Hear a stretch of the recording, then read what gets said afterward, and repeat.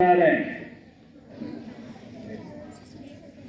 ये कौन सा नेशनल स्पेस डे है, कोई बताएगा साइंस वाले बच्चे? पहला है ना? यस। पहला क्यों है?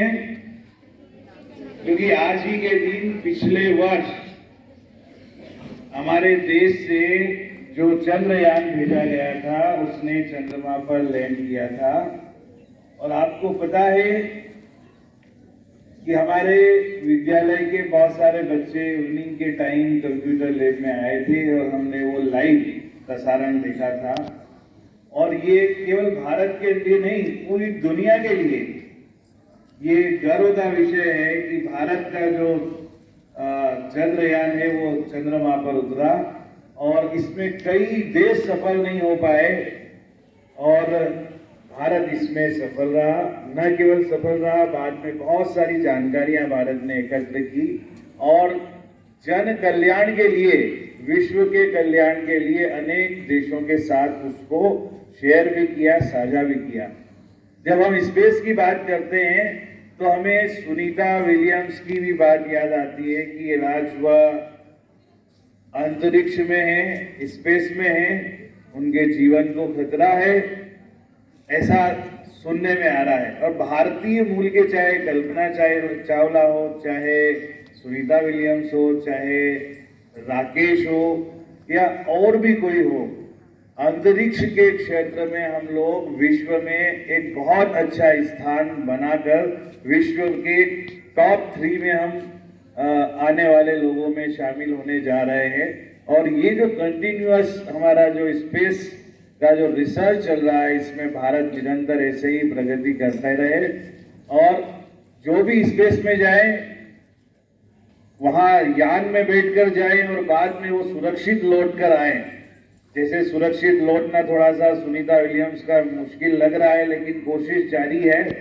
तो हम लोग आज ये कामना करते हैं कि सुनीता विलियम्स भी, जो भारतीय मूल की अंतरिक्ष यात्री है, वो एक दिन धरती पर जरूर पहुंचेगी। और ये अंतरिक्ष जो होता है, आप जानते हैं, हम जहां रह रहे हैं, अभी जहां खड़े हैं, यहाँ से हजारों किलोमीटर दूर, इवन लाखों किलोमीटर दूर वहां पर जाना और स्पेस में रहना, वहां पे ये नहीं कई कई साल तक रहना, कई कई दिनों तक रहना, जहां पर हमारा शरीर हवा की तरह उड़ता है।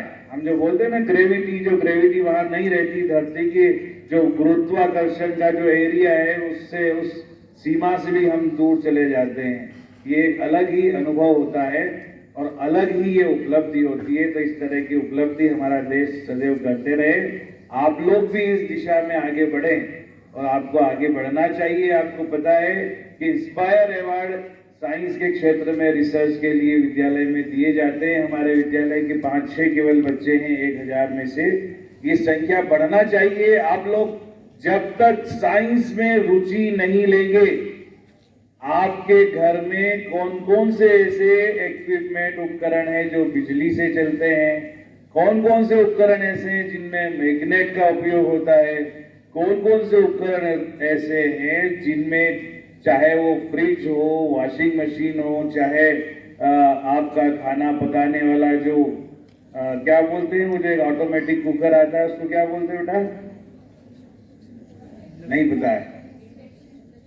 इंडक्शन चूल्हा होता है।